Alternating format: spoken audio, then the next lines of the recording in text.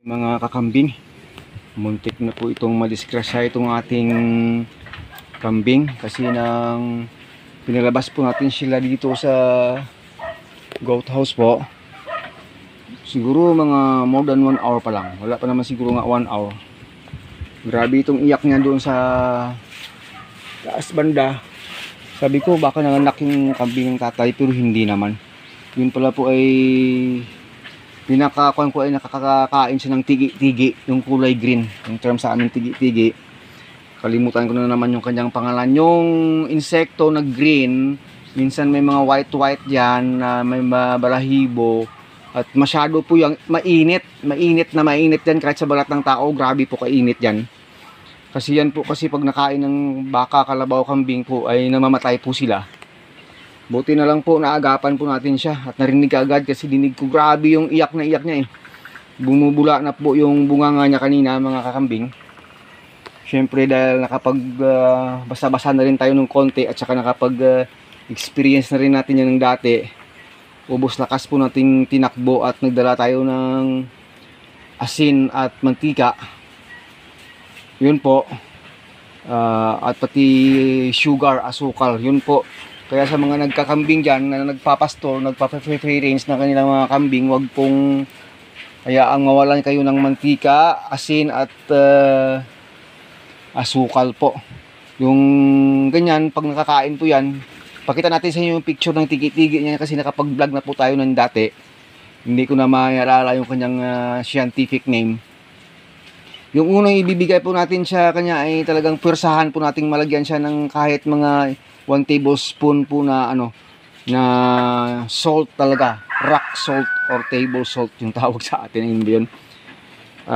Pwersahan ko siyang sinakyan sa liig at saka nilagyan ng talaga ng asin sa bunganga. Yan po ang yung pinaka first dapat para po maibsan yung sobra niyang sakit na nararamdaman at init sa loob.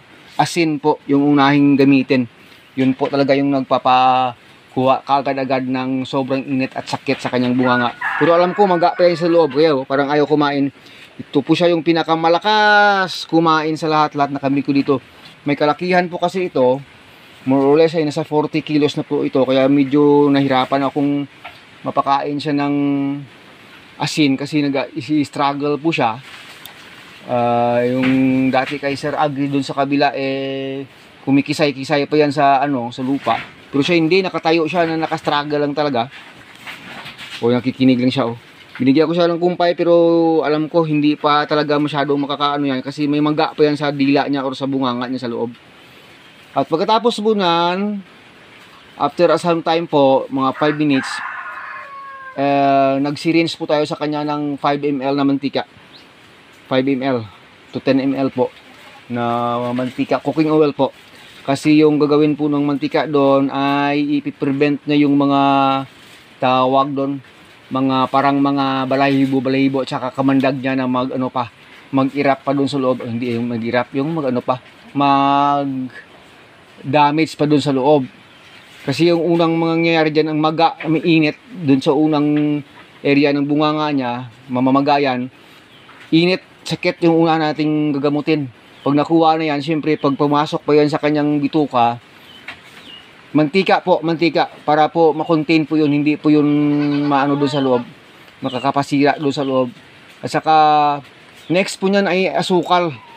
Kasi may poison po yan. Yung ginagamit talaga sa poison po ay asukal. Next po ay asukal.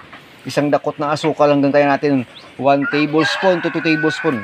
Tingnan nyo po, ito po yung, dito ko na yan nilagay, dinala sa loob. Ito na po yung mga tiratirang asukal na brown sugar na binigay ko siya. Kahit brown sugar, white sugar, basta sugar po. Kasi naibsan na yung kanyang pananakit siguro at saka nabigyan ko na siya ng oil kaya nadala ko siya na sa dito. Pero grabe pa kanina yung naglalaway ng masyado, binigyan natin ng sugar. So ayan, and after mga 10 minutes nagbigay ako sa kanya ng kumpay kasi alam ko paborito na itong Napier grass. Kanina kinagat-kagat lang pero alam ko syempre dahil may maga, may konting pa dyan sa loob, kaya yan yung itsura niya.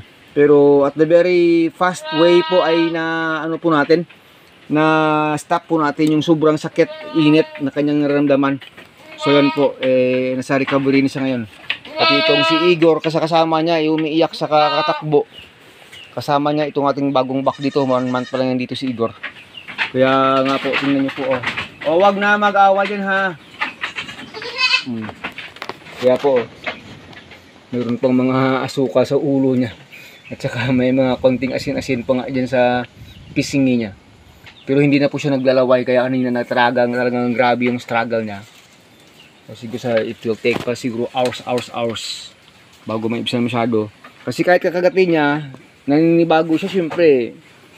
May maga sa dila at saka sa mga sa loob. Ano ba yan? Ano ba yan? Ano ba yan? Diyan, ha? Ha? Ito talagang mga alaga dito. Ano ba yan? Dahan-dahan. Oh, ano ba yan? Oh. Ito talaga mga maliliit ito. Ito. Diretso silang dalawa, 3 weeks old pa lang yun, oh. 3 weeks old. Ito sobrang laki na. 3 weeks. Ito ay 7 months na. Oh, 3 weeks. 7 months. Yung haba ng ate niya, oh, malapit na niyang maabot. Ito yung nanay niya. Ayan, masyadong ano yan? Laro ng laro. Masyadong masyadong bibo. Huwag sungayin ha, huwag sungayin ha. O, huwag sungayin. Igor, huwag sungayin yung mga baby. Mga baby ng mga ano mo yan dito inahin mo sinusungay mo Pero hindi ito yung tatay nila. Kasi nang yan yung ito kasi nung dumating dito buntis na. Dito lang ipinanganak pero sobrang laki ng katawan. Grabe. 3 weeks old. Ewan ko lang kung abutin na niya ng 10 kilos yan. Ganyan po siya kabilis lumaki. Ito yung pinakamabilis lumaki. So yun. Kaya kayo dito. Kumusta na kaya? Nakikinig na lang siya. Imbis na kumain, nakikinig na lang siya. Pero hindi naman siya masyadong gutom. May laman naman yung tiyan. Buntis po ito. Manganganak po siya sa 1 month and a half from now. Manganganak na siya. O yan. Kasi abutin pa ng hours yan bago talaga maibsan yung nararamdaman sa loob ng kanyang bunganga. Pinipilit niyang kumain pero ano talaga siya, asiwa pa.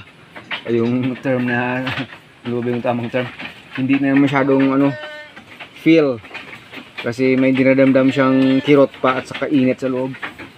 Naibsan na. Yun pala akala ko kanina laro ng laro yan Ngabiyan!